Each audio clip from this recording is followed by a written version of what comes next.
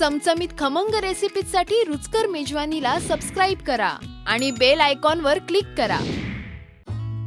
आज मी तुम्हाला अशी एक रेसिपी दाखवणार आहे जी बनवताना आपल्याला थोडंसं बरं वाटत नाही, पण ती चवीला फार सुंदर आहे। ती म्हणजे भेजा मसाला।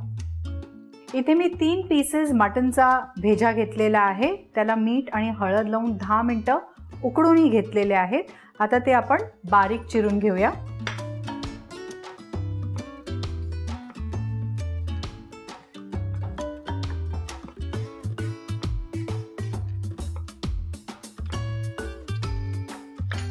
भेजा मस्त बारीक कापून झालेला आहे। आता आपण आपली ग्रेव्ही तयार करून घेऊया। त्याच्यासाठी मी 4 टेबलस्पून तेल गरम करून घेत आहे। तेल पण चांगलं तापलेलं आहे। त्याच्यात आपण 4 ते 5 मिरी घालून घेऊया आणि त्यात 3 कांदे बारीक चिरलेले गोल्डन होईपर्यंत परतून घेऊया।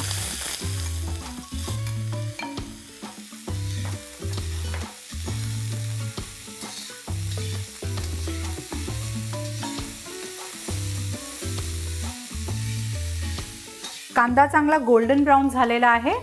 त्याच्यात आपण 3 हिरव्या मिरच्या बारीक चिरलेल्या घालूया आणि 1 टीस्पून आल्याची पेस्ट आणि 1 टीस्पून लसणीची पेस्ट घालून त्याचा कच्चा वास जाईपर्यंत परतून घेऊया।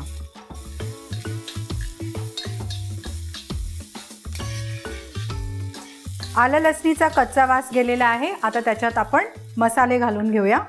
गॅस मी बारीक करते, नाहीतर आपले मसाले जळतील।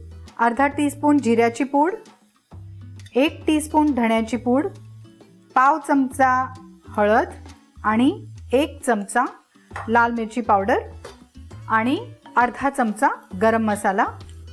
हे साधारण 15 ते 20 सेकंदच आपण परतून घेऊया। ह्याच्यात आपण मीठ घालून घेऊया। आपण ऑलरेडी भेजामध्ये शिजवताना मीठ घातलं होतं आणि आता ह्याच्यात आपण उकडलेला आणि बारीक चिरलेला भेजा घालून छान परतून घेऊया। भेजाचा जो टेक्स्चर आहे तो छान क्रीमी असतो आणि बनल्यानंतर साधारण भुर्जीसारखा दिसतो।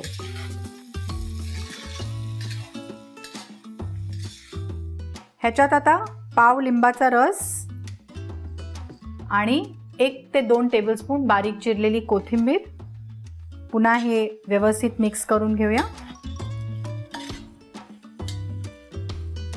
आता गॅस बारीक करून आपण 4 ते 5 मिनिटं झाकण लावून शिजवून घेऊया। 5 मिनिटं झालेली आहेत। भेजाही छान शिजलेला आहे आणि त्यात मसालाही छान मुरलेला आहे। आपण आता एका सर्विंग बोलमध्ये काढून घेऊया।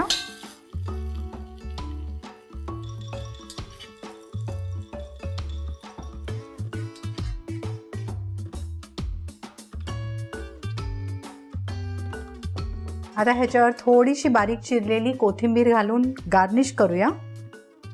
भेजा मसाला सर्व करायला तयार आहे। पाव, पराठा किंवा चपाती बरोबर तुम्ही खाऊ शकता।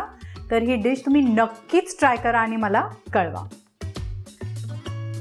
अशाच रुचकर रेसिपीसाठी रुचकर मेजवानीला सबस्क्राइब करा।